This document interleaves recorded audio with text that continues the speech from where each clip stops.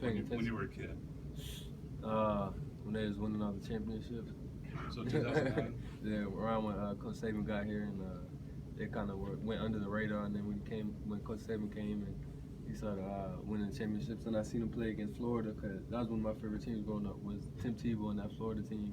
And when they had played them, I had watched them, and I was like, it's a pretty good team, and I just followed them a little bit after that. So when was the first time you kind of caught yourself going, I think I want to play for them?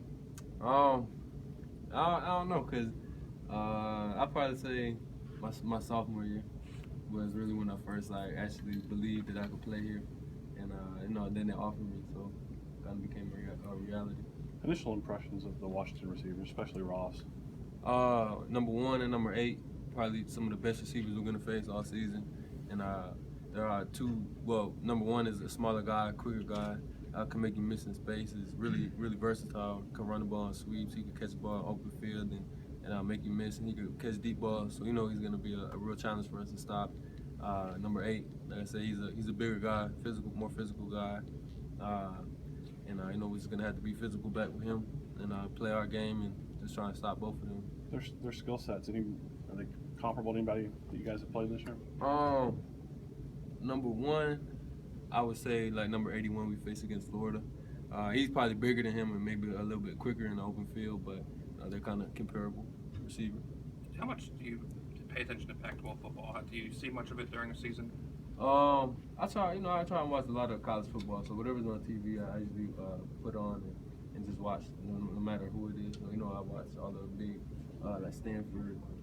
I really didn't get to catch a lot of Washington games.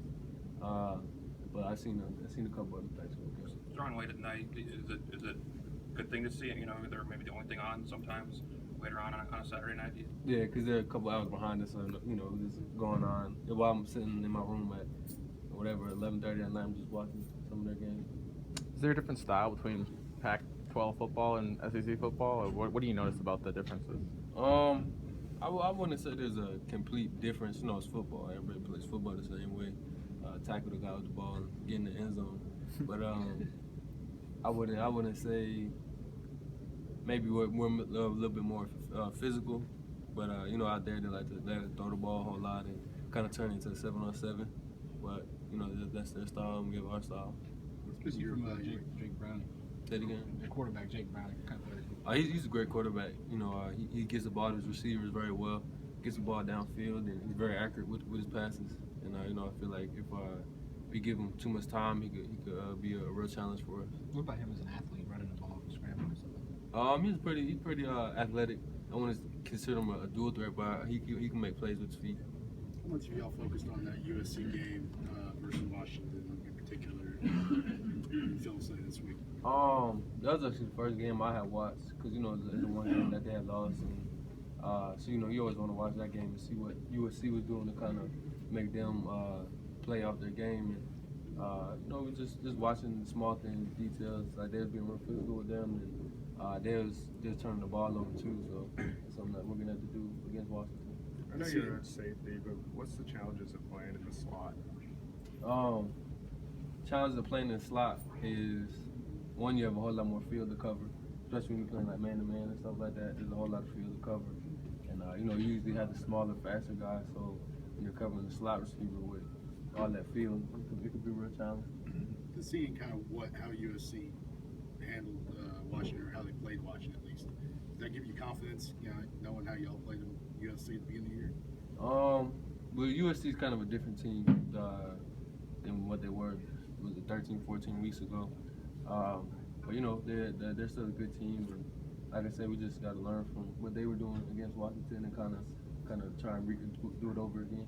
Do you think some of the best, if you had to pick a moment, the best moment for Alabama defense this season?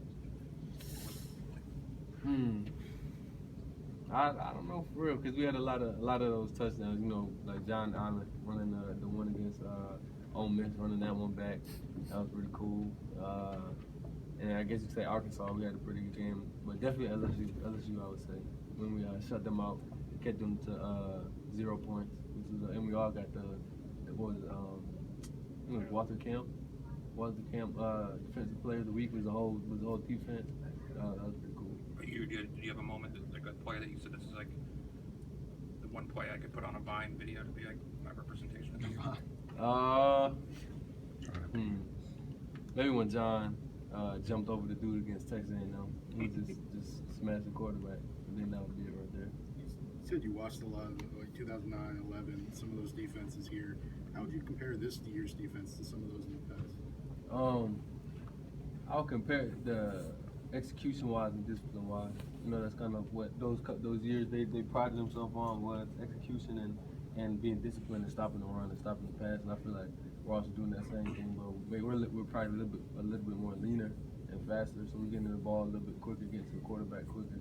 I feel like those are a couple ways that we compare it to that. When you hear people compliment this defense, say this could be Nick Saban's best, you know, what does that mean to you?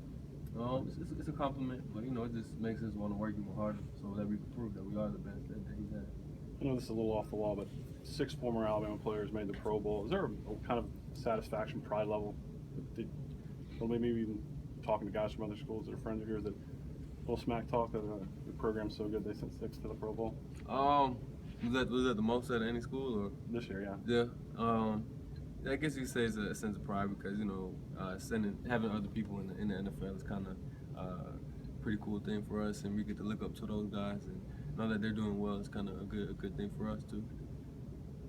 I guess the trend, one of the big trends in college football is the signs that says "We want Bama." Do you guys see that as much as we do? You say you watch a lot of college football. I mean, do you notice that? Yeah, I've seen it before. You know, it's kind of a compliment towards us. You know, people saying they want to play us and they want to compete against us.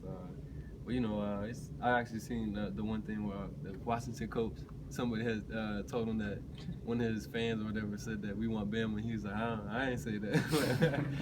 That was pretty funny. But you know, like I said, it's a compliment that they want to play us. A couple more? When you hear, Chris Peterson or other head coaches kind of praise Alabama, kind of put it on a pedestal a little bit, and kind of, you know, almost play themselves down a little bit in comparison, what's your reaction? Is that something that, you know, they're just talk, or kind of how do you react when you hear other head coaches praise y'all that way?